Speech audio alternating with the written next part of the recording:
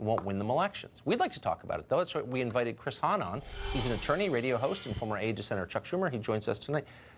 So, Chris, before we even get to all that, Sherrod Brown from Ohio, who's been endorsed by NARAL, by the way, is lecturing us on Jesus. Do you think Sherrod Brown's a little bit closer to Jesus than, say, I am?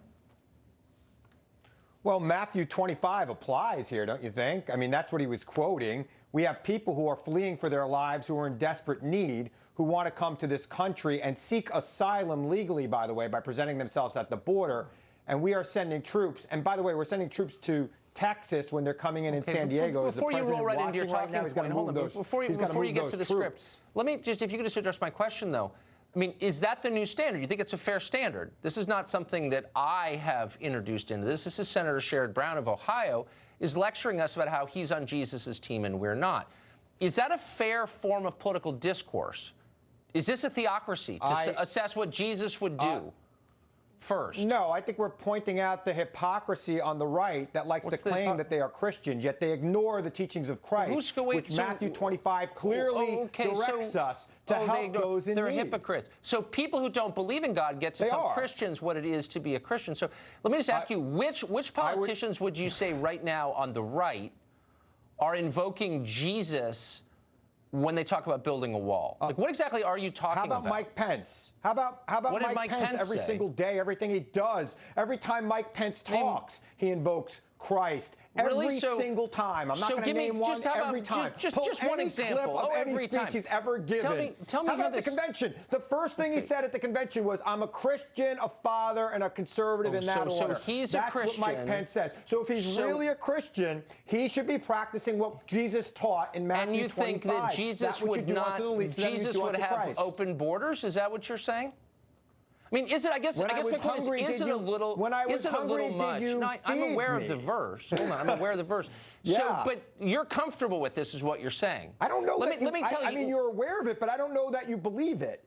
That's what it says, Tucker. Do you see yourself? Mike Pence pretends to acknowledge, but he doesn't. I'm trying not to end this interview right now because I'm getting offended. I wonder if you understand the extent to which you're playing with fire, introducing religious faith, appropriating someone else's religious faith, by the way, into a conversation about public policy. Do you think that's a wise thing to do? Do you think if Mike Pence got up and said, I'm for building a wall and I'm quoting this scripture to justify it, I know for a fact that I would say, whoa, settle down. There's a public policy question. It's a multi-ethnic, multi-religious country. Don't start doing that. It's not a theocracy. But you're saying that now that that's okay.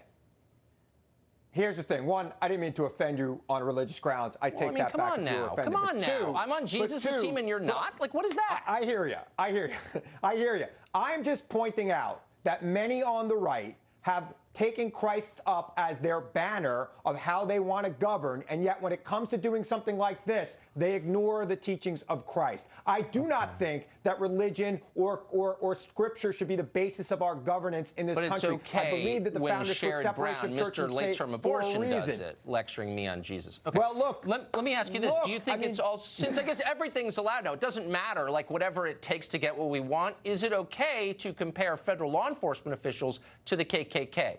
As Senator Harris did yesterday. Well, look, I watched that whole clip, Tucker, and frankly, she was not comparing them to the KKK. She was suggesting to the nominee that there is a perception among some, and she even said, probably wrongfully, that there are people out there who are doing things to create fear just as the KKK did. I think of. So how are we going to correct the perception? Okay. So I get it. How are we going to correct the perception of the questions he's asking? Look, I mean, a lot of Hitler's closest staff wore blue ties. I'm not calling you a Nazi. I'm just saying a lot of people think you are.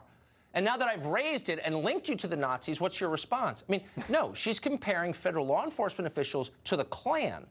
And I just wonder, like, is there a limit to what you can say in public if you're a U.S. senator before you drive the country into some kind of internal conflict? Like, can you really say things like that now? You should not compare law enforcement people to the Klan, and that is not what she was doing.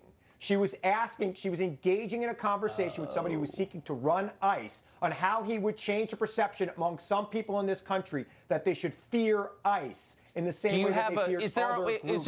Is there a poll on this? Hold on, but how would Kamala Harris, who's lived in rich person worlds her entire life, how exactly would she, like, how would she know this? Does she have some polls she's pointing to? People think that ICE is like the Klan? I don't think she does.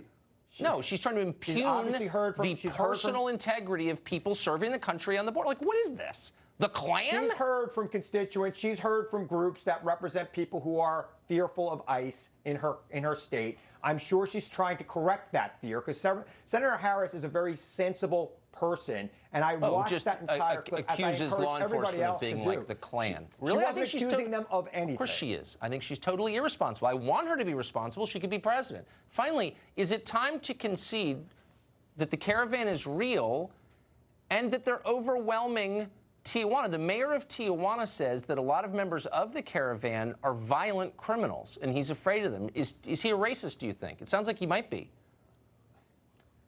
Nobody said it wasn't real. They said it wasn't a real threat.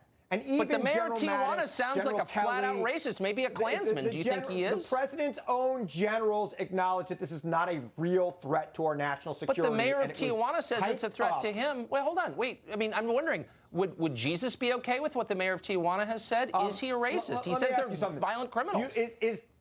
Is Tijuana analogous to the United States of America? I'm just asking. I mean, the mayor of Tijuana sounds like a hardened bigot. Tijuana has a lot less resources than the United States of America. We have more people along our border, I would imagine, than there are police officers in Tijuana. I'm worried. I think Jesus would be very upset about the mayor of Tijuana. I'm just throwing it out there. I'm going to call Sherrod Brown about it after this. Father Brown, maybe I'll see him on Sunday preaching from the pulpit. Ugh. Chris, great to see you. Thank you. For the time being, America continues